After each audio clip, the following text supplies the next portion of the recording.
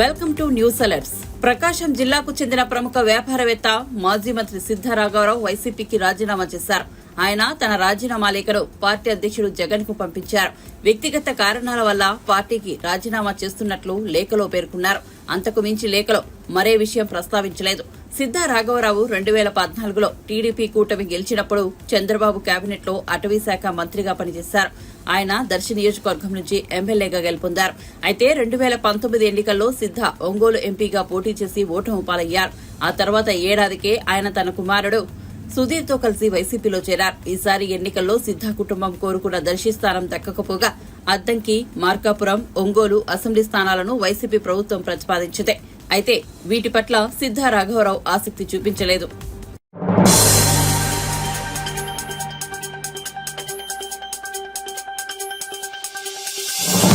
సాలూరు నియోజకవర్గం నుంచి టీడీపీ ఎమ్మెల్యేగా విజయం సాధించిన గుమ్మిడి సంధ్యారాణిని మంత్రి పదవి వరించిన సంగతి తెలిసిందే.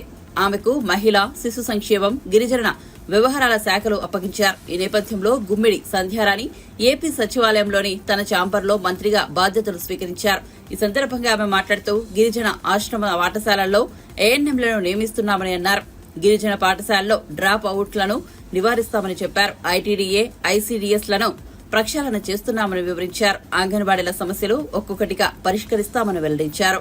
సెక్రటేరియట్ 3వ బ్లాక్ లో బాధ్యతల్ని స్వీకరించారు. ఆమె మహిళా, శిశు సంక్షేమ శాఖతో పాటు గిరిజన సంక్షేమ శాఖ మంత్రిగా బాధ్యతలు చేపట్టారు. ప్రత్యేక పూజల అనంతరం తొలి ఫైల్ పై మంత్రి సంధ్యారాణి సంతకం చేశారు.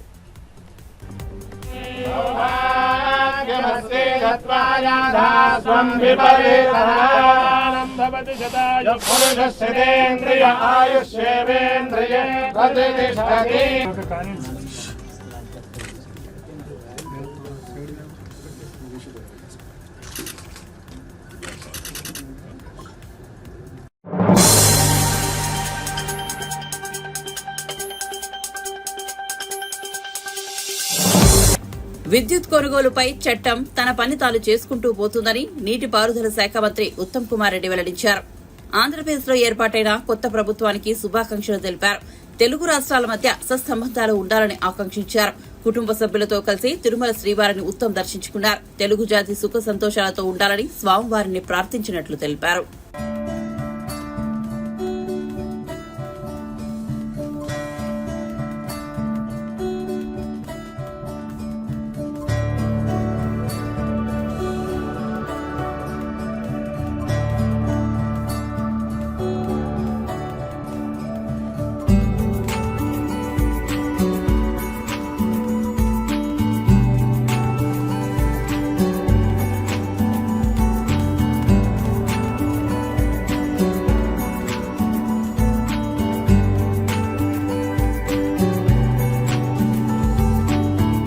ఈరోజు నా సతీమణి కోదాడ ఎమ్మెల్యే పద్మావతి గారి జన్మదిన సందర్భంగా స్వామివారి ఆశీస్సుల కోసం దర్శనాని కోసం వచ్చినట్టు. ఎప్పుడు తిరుపతి వచ్చినా చాలా సంతోషంగా మరి ఉంటుంది. నూతనంగా ఆంధ్రప్రదేశ్లో కొత్త ప్రభుత్వం ఏర్పడ్డది. వాళ్ళందరికీ మా శుభాకాంక్షలు, అభినందనలు. రెండు రాష్ట్రాల మధ్య మంచి సంబంధాలు ఉండాలని, తెలుగు జాతి రెండు రాష్ట్రాల్లో ప్రపంచవ్యాప్తంగా మరి మొత్తం కూడా అందరూ మంచి ఉండాలని, సుఖంగా, సంతోషంగా, ఆరోగ్యంగా ఉండాలని చెప్పి భగవంతుని ప్రార్థిస్తున్నాం. విద్యుత్ జలాల మధ్య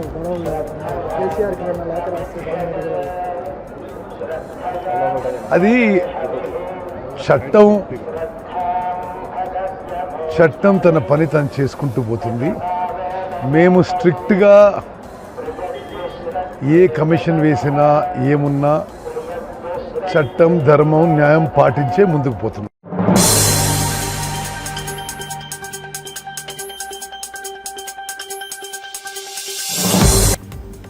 హైదరాబాద్ లో సోమవారం సాయంత్రం ఒక్కసారిగా భారీ వర్షం కురిసింది.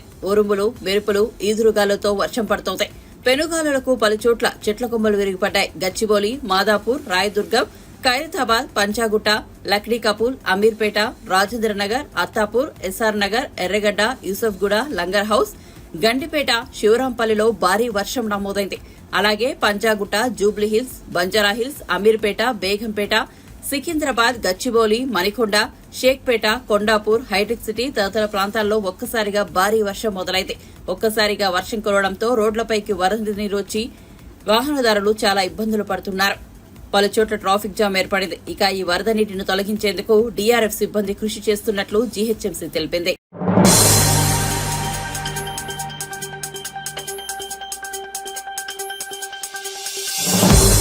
ఏపీలో టీడీపీ, జనసేన, బీజేపీ కూటమి అధికారంలోకి వచ్చిన సంగతి తెలిసిందే. ఈ నేపథ్యంలో ఏపీ నూతన అసెంబ్లీ తొలిసారి సమావేశం కానుంది.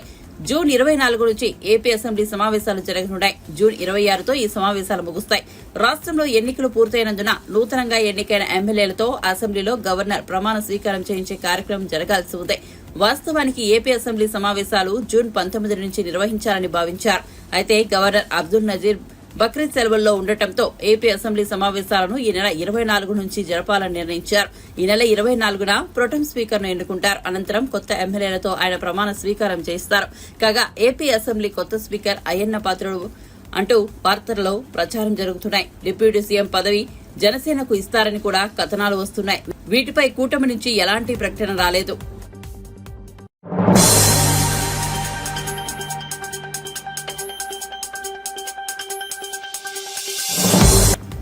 ఈవీఎంల వాడకాన్ని ప్రపంచ దేశాలు బహిష్కరించాలని, కొంతమేర ఈవీఎంలను హ్యాకింగ్ చేసే అవకాశం ఉందని, మనుషులు కానీ ఏఐ టూల్స్ తో గానీ ఈవీఎంల హ్యాకింగ్ అసాధ్యమేనని కాదని ఎలాన్ మస్క్ చేసిన వ్యాఖ్యలు భారత్ లో దుమారం రేపుతున్నాయి. మస్క్ వ్యాఖ్యలను విపక్షాలు ఓ ఆయుధంగా మలుచుకునే ప్రయత్నం చేస్తున్నాయి. భారత్ లో ఈవీఎంలు బ్లాక్ బాక్సులు వంటివని, వాటిని కనీసం పరిశీలించేందుకు కూడా ఎవరిని అనుమతించరని రాహుల్ గాంధీ వ్యాఖ్యానించారు. ఈ నేపథ్యంలో AP BJP chief, Rajahmundry MP Daggubati Purandeswari స్పందించారు. ఈవీఎంలను హ్యాక్ చేయవచ్చంటున్న ఎలాన్ మస్క్ ను భారత ఎన్నికల సంఘం ఆహ్వానించాలని, ఈవీఎంను ఎలా హ్యాక్ చేయవచ్చో నిరూపించేందుకు అతనికి ఓ అవకాశం ఇవ్వాలని వ్యంగ్యం ప్రదర్శించారు. ఈవీఎంలపై పరిశోధనలకు ఎన్నికల సంఘం చాలా మందికి అవకాశం ఇచ్చిందని, కానీ ఎవరూ హ్యాక్ చేయలేకపోయారని పురంధేశ్వరి స్పష్టం చేశారు. ఈ మేరకు ఆమె ట్వీట్ చేశారు.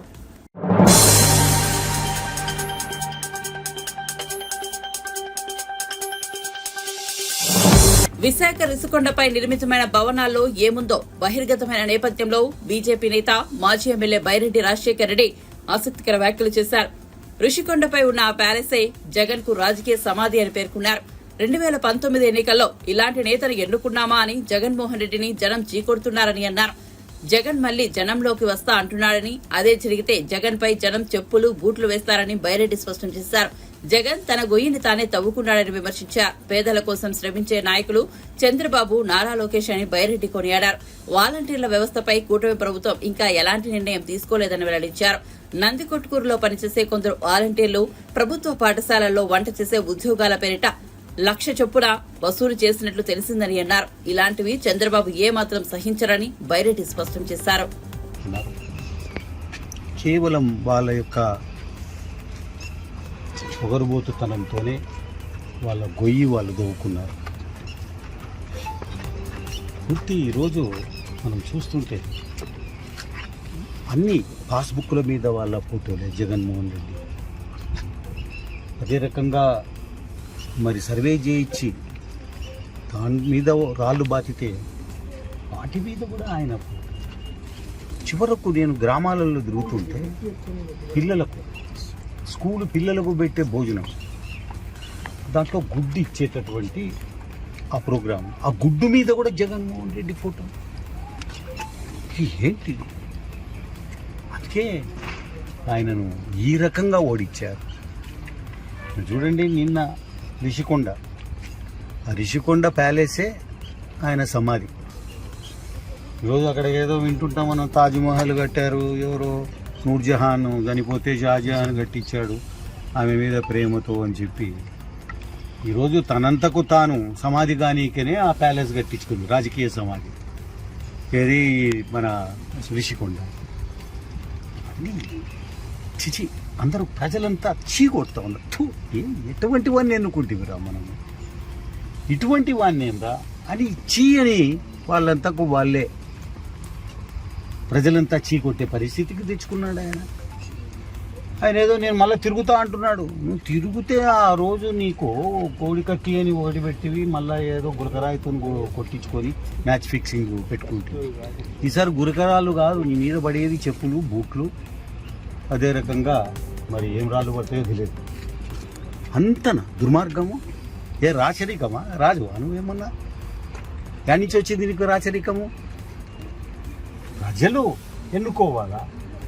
ఆయన అంత ప్యాలెస్ కట్టా అంటే అది ఏదో ఇంకా మొత్తము అనౌన్స్ చేసేటట్టుగా ఉన్నాడు ఆయన. ఒకటేసారి నేనే రాజును, ఎవడు లేడు, ఎలక్షన్లు లేవు, లేకపోతే ఎందుకు కట్టిస్తారా? ఎట్లా దుర్మార్గమైన చర్యలు ఈరోజు పతనానికి మరి అవి ఈరోజు ఆయన పతనం ఆయన్నే తెచ్చిపెట్టుకున్నారు. Yes, purchased problems.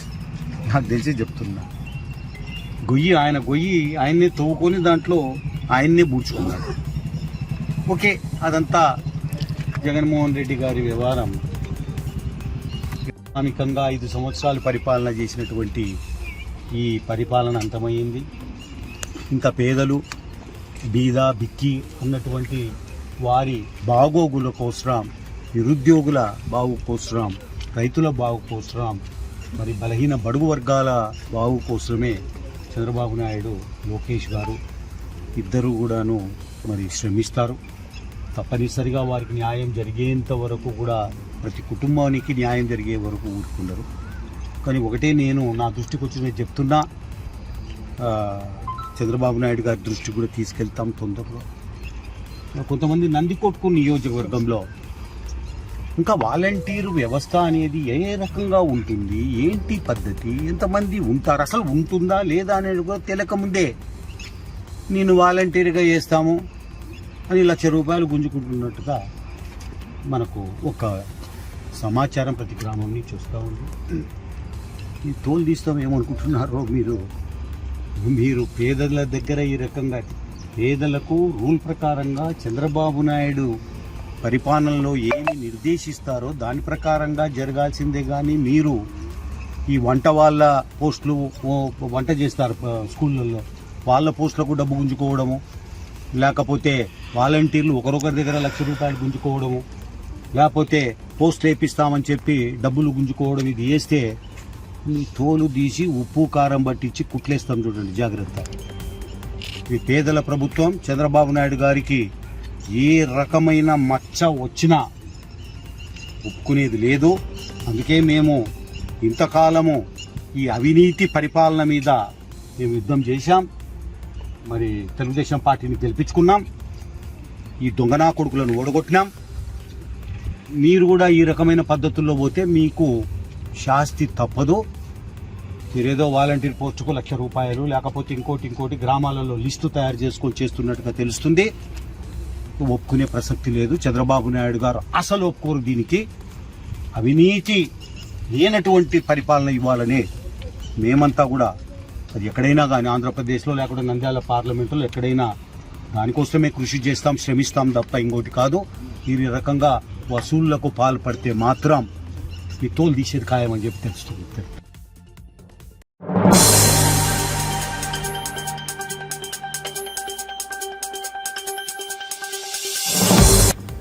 ఇటీవల కువైట్ లో జరిగిన ఘోర అగ్ని ప్రమాదంలో 45 మంది భారతీయులు చనిపోగా అందులో 3 ఏపీ వాసులు ఉన్నారు.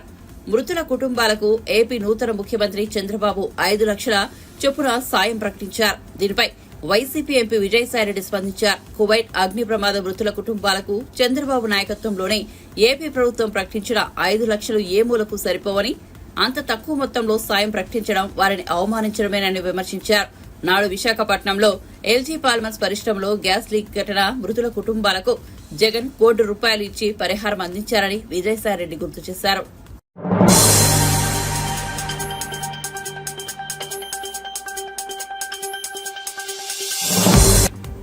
తెలంగాణలో భారీ ఎత్తున ఐపీఎస్లకు స్థానచలనం కలిగింది. ఒకేసారి 28 మంది ఐపీఎస్ అధికారులను కాంగ్రెస్ ప్రభుత్వం బదిలీ చేసింది. ఈ మేరకు ఉత్తర్వులు జారీ చేసింది. సిఐడి ఎస్పీగా విశ్వజిత్ కంపాటి, హైదరాబాద్ ట్రాఫిక్ డీజీపీగా రాహుల్ హెగ్డే, ఏసీబీ జేడీగా రితిరాజ్లను నియమించారు.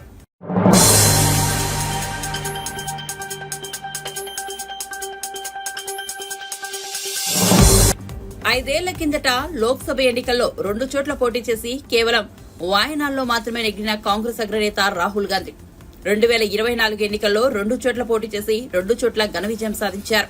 వాయనాడ్తో పాటు రాయబరేలీలోనూ రాహుల్ గెలుపు రుచి చూశారు. అయితే ఈ రెండింటిలో ఏ స్థానాన్ని వదులుకోవాలన్నది ఆయనకు పెద్ద సమస్యగా మారింది. 2019లో ఎదురుగాలిలోనూ తనను ఎంతో ఆదరించి అక్కున చేర్చుకున్న వాయనాడ్ నియోజకవర్గం ఒకవైపు పోయిన ప్రభావాన్ని ఈసారి ఎన్నికల్లో తిరిగి అందించిన రాయబరేలీ మరోవైపు రాహుల్ సందిగ్ధంలో పడేశాయి. తీవ్రంగా ఆలోచించిన మీదట ఆయన కేరళలోని వాయనాడ్ స్థానాన్ని వదులుకోవాలని నిర్ణయించుకున్నారు. వాయనాడ్ నుంచి రాహుల్ సోదరి ప్రియాంక గాంధీ బరిలో దిగడం ఖరారైంది. దీనిపై రాహుల్ స్పందిస్తూ వాయనాడ్ను వదులుకోవాలా, రాయబరేలీని వదులుకోవాలా అనే అంశంలో తీవ్రంగా మొదలుపడ్డామని వెల్లడించారు. వాయనాడ్ ఎప్పటికీ తన హృదయానికి దగ్గరగా ఉంటుందని, ఇక మీదట వాయనాడ్కు తరచుగా వస్తుంటానని తెలిపారు. కాగా రాహుల్ వాయనాడ్ వదులుకుంటున్న విషయాన్ని కాంగ్రెస్ జాతీయ అధ్యక్షుడు మల్లికార్జున ఖర్గే ప్రకటించారు. ఏఐసీసీ సమావేశంలో చర్చించిన మీదట ఈ నిర్ణయం తీసుకున్నట్లు తెలిపారు. मेरा रायबरेली से और वायनाड से इमोशनल कनेक्शन है. पिछले 5 सालों में मैं वायनाड का एमपी था और वायनाड के सब लोगों ने, हर पार्टी के लोगों ने प्यार दिया, तो उसके लिए मैं दिल से धन्यवाद करता हूँ और पूरी ज़िंदगी उसको याद रखूँगा. प्रियंका वायनाड से चुनाव लड़ेगी, मगर मैं भी पीरियोडिकली वायनाड जाऊँगा और जो वायदे हमने वायनाड को किए थे उनको हम पूरा करेंगे. रायबरेली का पुराना रिश्ता है, काफ़ी खुशी हो रही है कि मैं उनको फिर से रिप्रेजेंट करूँगा, मगर आसान निर्णय नहीं था, मुश्किल निर्णय था क्योंकि जुड़ाव दोनों के साथ है. सो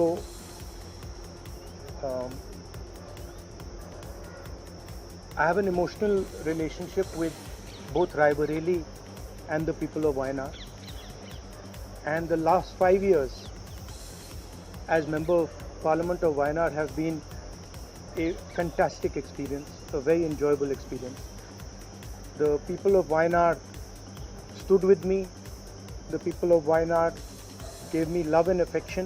Every single person, regardless of party, they gave me support, love and affection. They gave me energy to fight in a very difficult time. So I will never forget that. I want everyone in Wayanad to know that Priyanka is going to fight the election in Wayanad. But I am going to be a frequent visitor to Wayanad, and I am going to be available to the people of Wayanad. And the commitments that I have made, we will stand by them and we will try and deliver all those commitments. She's going to fight the election. I'm confident she's going to win the election, and she's going to be a very good representative for the people of Wayanad. People of Wayanad can think about it like this. You have now 2 members of parliament. One is my sister and one is me. And my doors are always open for you throughout the rest of my life. And I love every single person in Wayanad. Thank you.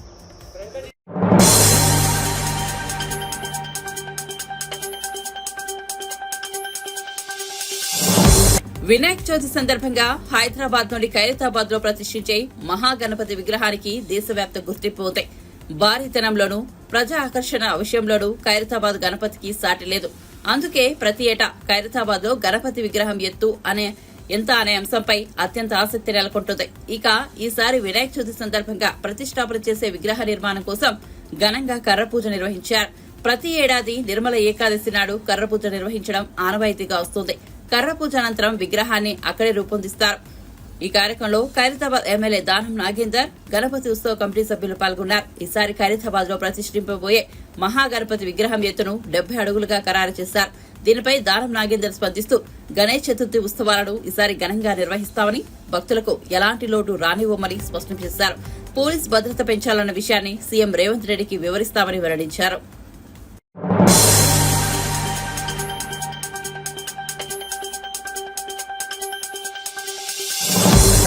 AP Congress అధ్యక్షురాలు YS Sharmila ఢిల్లీలో కాంగ్రెస్ అగ్రనేత Sonia Gandhi, party MP Rahul Gandhi, Congress ప్రధాన కార్యదర్శి ప్రియాంక గాంధీలను కలిశారు.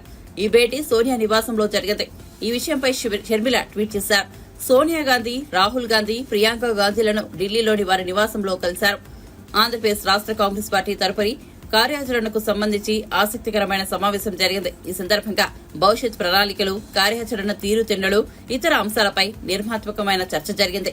రాబోయే రోజుల్లో ఏపీలో Congress party పునర్వైభవం సంపాదించడమే కాదు, ఒక బలీయమైన శక్తిగా అవతరిస్తుంది. ఈ దిశగా మరిన్ని అడుగులు పడుతున్నాయన్న విషయం తెలియజేస్తున్నందుకు ఎంతో సంతోషిస్తున్నానని షర్మిల వివరించారు. గాంధీల కుటుంబంతో తన భేటీకి సంబంధించిన ఫోటోను కూడా షర్మిల పంచుకున్నారు.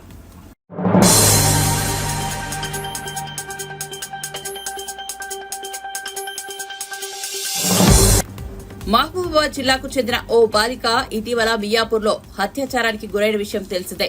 లక్ష్మతండాకు చెందిన నరేష్, శారదా దంపతుల 3 వారాల కిందట కూలి పనుల కోసం హైదరాబాద్ లోని మియాపూర్ వచ్చారు. వారి కుమార్తె ఇంటి నుంచి కిరాణా దుకాణానికి వెళ్లి తిరిగి రాలేదు. అయితే అదే వీరిలో ఓ చెత్త కుప్పలో ఆ బాలిక విగత జీవురాలుగా కనిపించింది. బాలికను అత్యాచారం చేసి చంపి ఉంటారని భావిస్తున్నారు. ఈ నేపథ్యంలో మంత్రి సీతక్క మహబూబాబాద్ జిల్లాలో అత్యాచార బాధితురాలి కుటుంబాన్ని పరామర్శించారు. బాలిక తల్లిదండ్రులకు 50,000 ఆర్థిక సాయం చేశారు. బాధిత కుటుంబానికి న్యాయం చేస్తామని భరోసా ఇచ్చారు. సంవత్సరాల క్రితం గానీ ఇక్కడ గుట్టాలలో కూడా అమ్మాయిని రేప్ చేసి చంపేసినటువంటి పరిస్థితి కూడా మనం చూసినాము. ఇవన్నిటికి కూడా అంతం పలకాలన్నటువంటి లక్ష్యంతో మూలంగా ఉన్నటువంటిది విచ్చలవిడిగా ఈ అత్యాచారాలు, హత్యలు చిన్న పిల్లల మీద ఇవన్నీ జరుగుతున్నాయి అంటే విచక్షణ కోల్పోయి దానికి మూలం గంజాయి, డ్రగ్స్ అనేది సీఎం రేవంత్ రెడ్డి గారు గుర్తించే ఈరోజు వాటి మీద ఉక్కుపాదం మోపాలన్నటువంటి సంకల్పంతో అధికారులకు అందరికి కూడా ఎప్పటికప్పుడు పోలీసు అధికారులకు పూర్తి స్థాయిలో అధికారం ఇవ్వడం జరిగింది. కాబట్టి పూర్తి స్థాయిలో కాన్సన్ట్రేట్ చేసి ఒక దిక్కు గ్రామాలలో ఉన్నటువంటి యువతను మరి వాళ్లకు అవేర్నెస్ ఇవ్వడము, మత్తులో ఉన్నటువంటి వాళ్ళను మనుషులుగా మార్చాలంటే వాళ్ళకు రెగ్యులర్గా మరి అవేర్నెస్ ఇవ్వాలి, మోటివేషన్ చేయాలి. ఫుల్ ఫ్లెడ్జ్డ్గా రంగారెడ్డి జిల్లా నుంచి, ఎందుకంటే ఇన్సిడెంట్ అక్కడ జరిగింది కాబట్టి ఆ కలెక్టర్ గారికి కూడా ఆదేశించడం, ఏ సెక్షన్స్ కిందకి వస్తుంది, మర్డర్ అసలు ఏంది అనేది పూర్వపరాలు తొందరగా రేపటి ఎల్లుండి వరకు రిపోర్ట్స్ వస్తాయి. మియాపూర్ నుంచి కూడా పోలీస్ అధికారులు ఇప్పుడు ఇక్కడికి వస్తున్నారు. ఈ తల్లిదండ్రులతో కూడా మాట్లాడతారు. అక్కడ ఏం క్లూస్ దొరుకుతలేవు అంటున్నారు కాబట్టి ఆ యాంగిల్లో కూడా అయిన తర్వాత ఇతరుల బతుకులను చిదిమేసే రకంగా ఎవరు వివరించినా ఈ రాష్ట్రంలో ఖచ్చితంగా ఉక్కుపాదం మోపడం.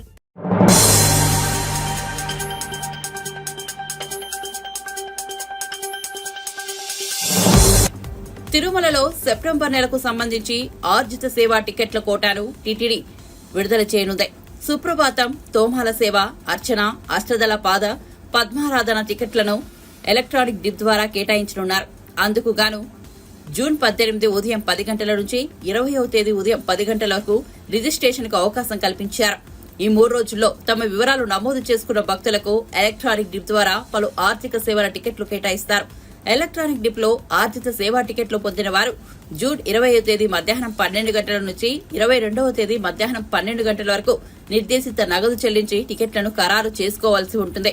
ఇక కళ్యాణం, ఊంజల్ సేవ, ఆర్జిత బ్రహ్మోత్సవం, దీపాలంకరణ సేవా టికెట్లను ఈ నెల 21వ తేదీ నుంచి ఉదయం 10 గంటల నుంచి విడుదల చేస్తారు. ఇక కళ్యాణం, ఊంజల్ సేవ, ఆర్జిత బ్రహ్మోత్సవం, దీపాలంకరణ సేవల్లో వర్చువల్ గా పాల్గొనే భక్తుల కోసం జూన్ 21 మధ్యాహ్నం 3 గంటలకు కోటా విడుదల చేయనున్నారు. అంగ ప్రదక్షిణం టికెట్లను జూన్ 22న ఉదయం 10 గంటలకు విడుదల చేస్తారు. అదే రోజున మధ్యాహ్నం 3 గంటలకు సీనియర్ సిటిజన్లు, దివ్యాంగులకు ప్రత్యేక ప్రవేశ దర్శనం కోసం టికెట్లు విడుదల చేస్తారు. 300 రూపాయల ప్రత్యేక ప్రవేశ దర్శన టికెట్లను జూన్ 24వ తేదీ ఉదయం 10 గంటలకు విడుదల చేస్తారు. తిరుపతి, తిరుమలలో బస చేయడం కోసం జూన్ 24వ తేదీ మధ్యాహ్నం 3 గంటలలోపు కోటా విడుదల చేస్తారు. ఈ టికెట్లను ఆన్లైన్లో టీటీడీ దేవస్థానం.ap.government.in ద్వారా బుక్ చేసుకోవాల్సి ఉంటుందని టీటీడీ ఒక ప్రకటనలో తెలిపింది.